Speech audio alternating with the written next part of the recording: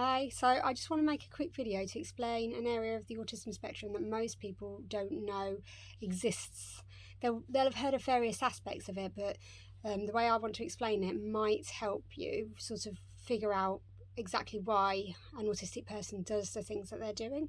I explained this to the disability team and they asked me if I would come to their offices and teach the other people. So I said I'm not going to do that, but I will do a video and explain exactly what it is that has helped me in the way that I interact and help me understand why my autistic children think some of the things that they do or the way that they respond to certain things in the way that they do.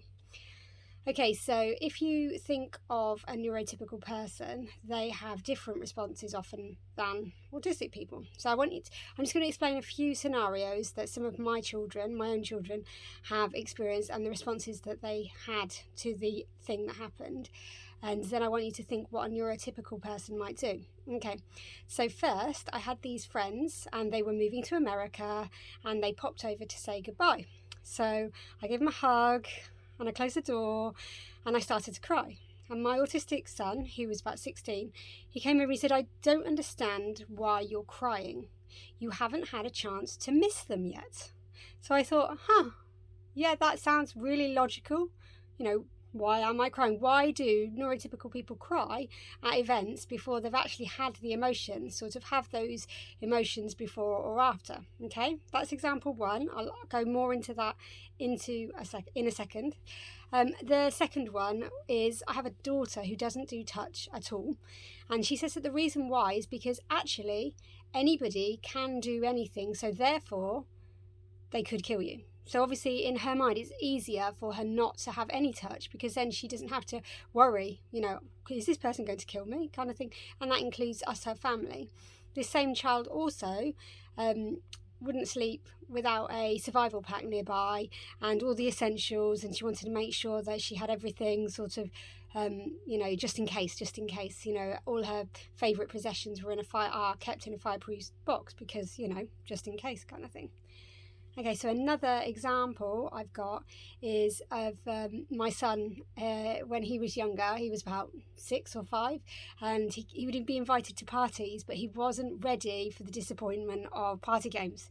So we'd have to practice them and we'd say, okay, when we say you're out, actually you come to me and you get a treat, so it's not really a bad thing, it's okay. So we'd start playing the music, and as soon as we say you're out, he would just immediately have a meltdown and get angry. And no matter how we try to explain it, he just couldn't deal with that disappointment.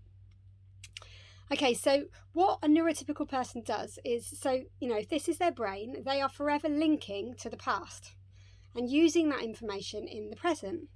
So the reason why I got upset, because my friends are moving to America and not going to see them, even though I haven't had a chance to actually miss them yet, is because I'm thinking of past experiences of when I've missed other people because they've gone, and immediately I'm upset because I know that links to the future, and yes, I'm going to miss them, and that those processes of present to past and back to present are used. And in the same way that I know that actually some people can touch me and I can know that they're safe because I've got all this information from the past to bring it to the present, then I can be reassured and know that actually, I'm safe for random people to touch me as long as I can, use the information. Actually, this person, it's not the middle of the night, it's not this in this situation, this person's, an old lady, and actually, because we can use this information, this previous information, and we can bring it to the present. And it's the same with my son and party games. For him, it's as if it's the first disappointment he's had every single time. So when you think of an autistic child who, often there's children on the autistic spectrum who tend to get more sympathy than others depending on their behaviours. And obviously you have to have a full screening to get a diagnosis of autism. But still, teachers in school, they can often think, oh, that child is just misbehaving, that child just needs to learn, or it's parenting, and you get many opinions. But an autism screening it's so thorough, it's really you just can't, it isn't wrong. That child has a different autistic brain, and that often can mean that brain that doesn't utilize past experiences and bring them into the present. So when you think of some difficulties or traits of an autistic child, waiting, autistic children are renowned for being blunt and not being able to wait, and well, I wanted that one. And often, it's because if you think, for them, okay, a neurotypical child can go, okay, yeah, well, I've just got to wait 5 minutes and I did it there. It wasn't the end of the world. It's not, it's going to turn out all right. That reassurance isn't necessarily there for an autistic child. So if you tell them to wait, they're going to have a similar reaction as if they're a younger child experiencing waiting for the first time. So that's the true for things like the context to the disappointment. So obviously if your child has a disappointment, they're not going to be able to go, well, actually in the past I had this disappointment, this disappointment, this disappointment, this is nothing. Instead, it's that disappointment is felt really deeply, and the expression of it, of course, is very strong, and often people are surprised, going, well, it's not a big deal, you need to calm down, it's not about you, and all of these sort of comments or thoughts that a neurotypical person can have about an autistic child experiencing the situation. But for them, it's literally like, it's now. A lot of people have heard of autistic children or people living in the here and now, and this aspect of using the past and bringing it to the present is exactly what I'm trying to explain with this. So this is the same for separation anxiety. So there's some children that will separate from their parents or their caregivers, and they won't even look back, they won't even question it, off they go. And that's obviously seen as an autistic trait, but you can have the exact same issue but with total severe separation anxiety, where the child won't even let the mother go to the toilet or go anywhere, and they will panic because for them, actually, I can't be reassured that when she went away that time and then came back, and then she went away and then she came back. So you've got children who consistently are being, the teachers are going, no, they're fine when you go, kind of thing. And actually, for that autistic child, that can cause quite a severe level of trauma for them. But obviously, it's understanding and being able to utilize supports like visuals, like having a visual timetable and having it set out in a way that their brain can utilize that past information is a really useful tool. Understanding people's intentions, being surprised. Often autistic people don't necessarily know what will happen in a story. So when they read a story and you say, what do you think will happen next? They're like, I don't know. And even though they've all the past information, is there for them to go, oh, well, probably that's not what their brain goes to. They won't automatically use that information in this because it's as if it's new for this situation and for obviously, all the, future possibilities and situations, kind of thing. So obviously that doesn't just play out in English, which is obviously often quite a difficult subject for autistic people. It's in relationships, in understanding people's motives, in intentions of mean people. Oh, well, I'll just give this person this money because they have asked, and logic, where actually it's very evident to most people that person is trying to get them out of their money and take these things for granted from that person and take advantage of their niceness and their kindness.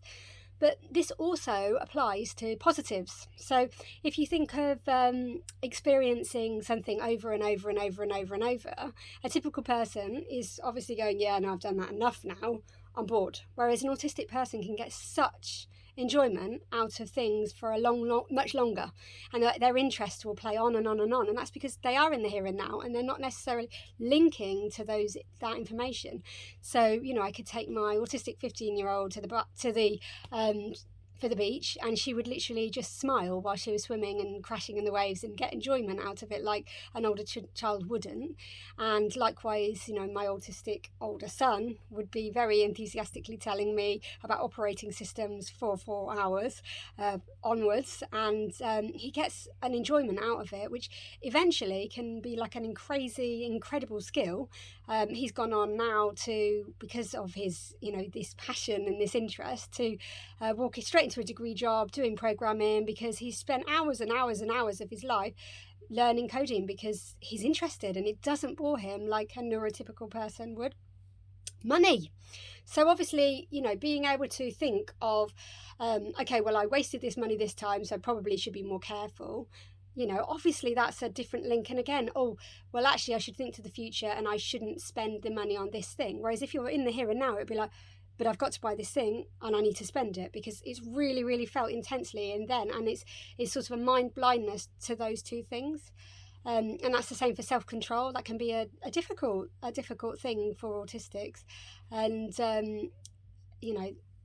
oh, sorry. So there is also, I've got a list here, I'm trying to make sure that I cover them things. So yeah, so obviously, when you understand that, I think I've covered them all, so that's kind of cool. Then obviously you can have a bit more compassion on the autistic traits that seem to be the ones that you can brush aside, like, oh yeah, you're just being over the top, you're just reacting. But when you just understand that brain really is in the present, in the now, and then that mind blindness, that's when you can start understanding your autistic child, or a child that you work with in a school, say, and start supporting them and using the autistic supports. Because a lot of people think that, well, this child's managing, so we don't need to do anything. But actually, when you understand that child has a diagnosis of autism, and generally that not being able to access those two areas, it does affect the very way that they see everything. And often you might be presented with a child that just seems like a really clever child, but they will have this element of their brain and their processing that is completely different than a neurotypical. And I've just found that understanding that, and then learning about the autistic supports, which I can do another video about, but there's so much information about that, are really worth doing. Visuals, reduced language, breaking it down, but mostly just having compassion for the the way that they're thinking and the things that they place importance on, because it does matter to them, and that really is their experience. Okay, thanks, bye.